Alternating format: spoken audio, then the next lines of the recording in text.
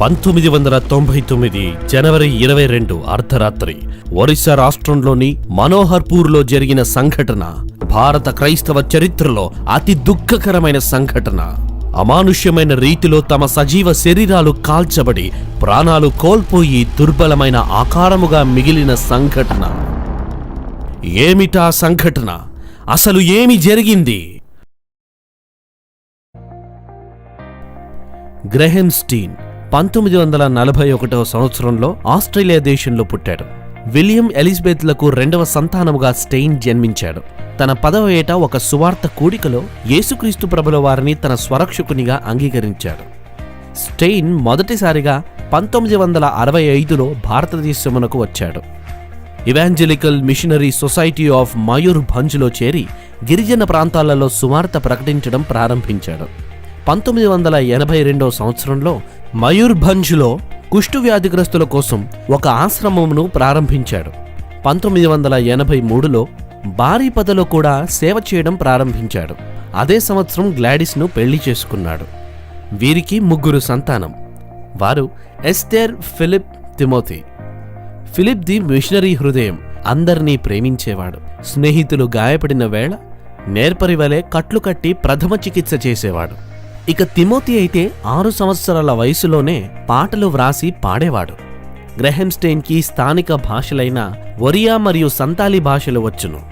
Strain హో భాషలో బైబిల్ను అనువదించాడు. వివాదాలకు చాలా దూరంగా ఉండేవాడు. దయగలిగిన వ్యక్తి. సాధారణ వస్త్రాలే ధరించేవాడు. అతనిని మాత్రమే గుర్తుకు తెచ్చే టోపీని ఆడించుచు బారిపద పరిసర ప్రాంతాలలో సైకిలుపై తిరుగుతూ సేవ చేసేవాడు. తన జీవితకాలంలో ఆయన దేవుని ప్రేమను ఇతరులకు చెప్పిన దానికంటే చూపించిందే ఎక్కువ. అలాంటి గ్రహం స్టీన్ 1999 జనవరి 22 అర్ధరాత్రి తన కుమారులైన ఫిలిప్, తిమోతిలతో వ్యాన్లో ఉండగా కొందరు మతోన్మాదులు వ్యాన్ను చుట్టుముట్టారు. గ్రహం గారిని 2 బిడ్డలను దారుణంగా కొట్టారు. కత్తులతో పొడిచారు. వ్యాన్ క్రింద ఎండుగడ్డి పెట్టి నిప్పు పెట్టి కాల్చేశారు.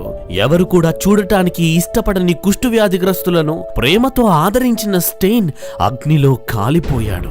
సమాజముచే వెలివేయబడిన కుష్టు రోగులతో హాయిగా ఆడుకున్న ఆ పసి హృదయాలు ఆ అగ్నిలో ఆహుతయ్యాయి. ఈ సంఘటన యావత్ భారతదేశాన్నే కలిచివేసింది.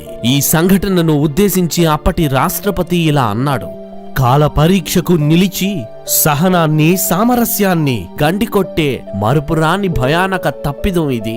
ఈ హత్యలు ప్రపంచము చూసిన ఘోరాతి ఘోరమైన నేరాల జాబితాల్లో చేర్చవలసినది అని అన్నాడు.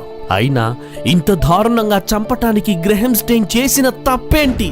సమాజం నుండి నిర్దాక్షిణ్యముగా త్రోసివేయబడిన కుష్ఠరోగులను తన ఆశ్రమమునకు చేర్చి వారి కోసం తన జీవితం ధారపోయటం ఆయన చేసిన తప్ప? భోగభాగ్యాలు గల తన దేశమును వదిలి మరొక దేశంలోని కుష్ఠరోగుల కోసం 34 సంవత్సరాల పాటు సేవ చేయటమా ఆయన చేసిన తప్పు? కుష్ఠరోగులకు స్నేహితుడిగా వారి చేత ముద్దుగా డాడా అని పిలిపించుకోవటమేనా ఆయన చేసిన తప్పు? మేము క్రైస్తవ మనుషులను కాల్చామని గ్రహంను చంపిన వారు అనుకోవచ్చు. కానీ వారు కాల్చింది క్రైస్తవ మనుషులను మాత్రమే కాదు, మంచితనమును కూడా కాల్చారు. ఏ దేశం కోసమైతే తన జీవితాన్నే ధారపోశాడో ఆ దేశ మత ఛాందస్సవాదులు అతనిని చంపేశారు. ఈ సంఘటన నుండి క్రైస్తవులు నేర్చుకోవలసినదేంటో తెలుసా? త్యాగం. అవును, దేవుని కోసం మన ప్రాణాలను త్యాగం చేయాలి. త్యాగం మాత్రమే కాదు, ఇంకా మనం నేర్చుకోవలసింది గ్రహం భార్య మరియు తన కూతురు చూపిన ప్రతిస్పందన. తన భర్తను, తన పిల్లలను చంపిన వారిని క్షమించిన ఆ మంచి హృదయాన్ని ప్రతి క్రైస్తవుడు కలిగి ఉండాలి. My husband has spent his entire life in serving those people. The people who killed my husband, they themselves don't know what they have done. I have forgiven them. God, you also please forgive them. గ్రహం strain మరణం క్రైస్తవ ప్రపంచాన్ని కదిలిస్తే, Gladys strain మరియు తన కూతురు చూపిన క్షమాపణ ప్రపంచాన్నే కదిలించింది. యేసు రక్తమే సంఘ నిర్మాణానికి పునాది అయితే, ఆ యేసు కోసం హతసాక్షులైన వారి రక్తం ఆ నిర్మాణానికి ఇటుకరాళ్ల వంటిది. చివరిగా వారు యేసుక్రీస్తు ప్రభుల వారి గురించి తెలియక తమ 2 చేతులతో మనల్ని చంపుతున్నారు. కాని యేసు గురించి తెలిసిన మనము మన 2 చేతులు జోడించి వారి కోసం ప్రార్థన చేద్దాం. మన 2 పాదాలతో ముందుకు కదిలి ఈ పెదాలతో వారికి క్రీస్తు ప్రేమ గురించి చెబుదాం. ఆ దేవుడు వినగల చెవిని, అర్థం చేసుకునే మనస్సును మన సహోదరులకు దయచేయునుగాక. శ్రమను తట్టుకునే ఓపికను, మాదిరిని క్రైస్తవులకు దయచేయునుగాక. గ్రహం స్టీన్ లాంటి మార్గదర్శకులను మనకిచ్చిన ఆ దేవాది దేవునికి సమస్త ఘనత, మహిమ, ప్రభావములు కలుగునుగాక. ఆమెన్.